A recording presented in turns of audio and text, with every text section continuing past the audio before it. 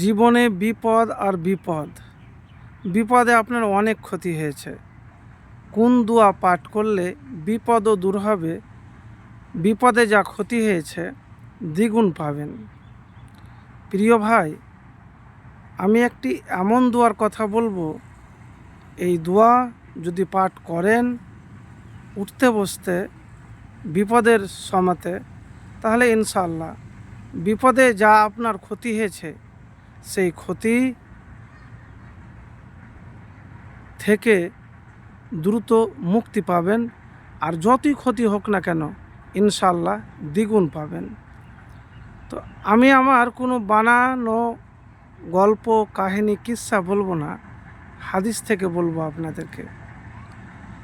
যে হাদিসের একটি দোয়া, এই দোয়া উম্মে সালমা রাজিয়াল্লাহ তাআলা আনহা পাঠ করেছিলেন। তো আপনি যখন বিপদের সময়তে পড়বেন তখন এই দোয়াটি পাঠ করবেন। উম্মুল মুমিনিন উম্মু সালমা রাজিয়াল্লাহ তাআলা আনহা বলেন, আমি রাসূলুল্লাহ সাল্লাল্লাহু আলাইহি সাল্লামকে বলতে শুনেছি, যদি কোনো মুসলিম বিপদগ্রস্ত হয়ে এই কথাগুলি বলে, ইন্না লিল্লাহি ওয়া ইন্না ইলাইহি রাজিউন, আল্লাহুম্মা জুরনি ফি মুসিবাতি ওয়া আখলিফলি খায়রাম মিনহা, তাহলে আল্লাহ তাকে অবশ্যই উক্ত ক্ষতির পরিবর্তে উত্তম বিষয় দান করে ক্ষতিপূরণ করে দিবেন। উম্মু সালমা রাজিয়াল্লাহ তাআলা আনহা বলেন, আমার স্বামী আবু সালমার মৃত্যুর পরে আমি চিন্তা করলাম যে আবু সালামার চেয়ে আর কে ভালো হতে পারে। তারপরও আমি এই কথাগুলি বললাম, মানে এই দুয়াটি, ইন্না লিল্লাহি ওয়া ইন্না ইলাইহি রাজিউন, আল্লাহুম্মা জুরনি ফি মুসিবাতি ওয়া আখলিফলি খায়রাম মিনহা। তখন আল্লাহ তাআলা আমাকে আবু সালমার পরে রাসূলুল্লাহ সাল্লাল্লাহু আলাইহি সাল্লামকে স্বামী হিসাবে প্রদান করেন। মুসলিম শরীফ 918 নম্বর হাদিস।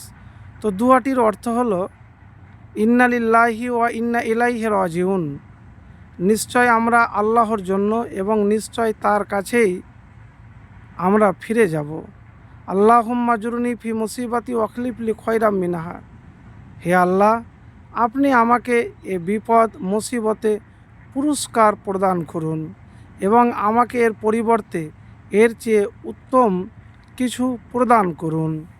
তাহলে দুয়াটির অর্থ আপনাদেরকে বললাম, এতটুকুন আপনাকে বলবো যে বিপদের সময়তে যখন ঘন ঘন বিপদ আপনার জীবন থেকে দূর হয় না, বিপদ লেগে আছে, তো এই দোয়া পাঠ করতে গেলে বিপদ তো দূর হবে, বিপদে যা ক্ষতি হয়েছে ইনশাআল্লাহ দ্বিগুণ পাবেন। তো প্রিয় ভাই, আমি আপনাকে এতটুকুন বলবো যে আপনি এই দোয়া বিপদের সময়তে বেশি করে পড়বেন।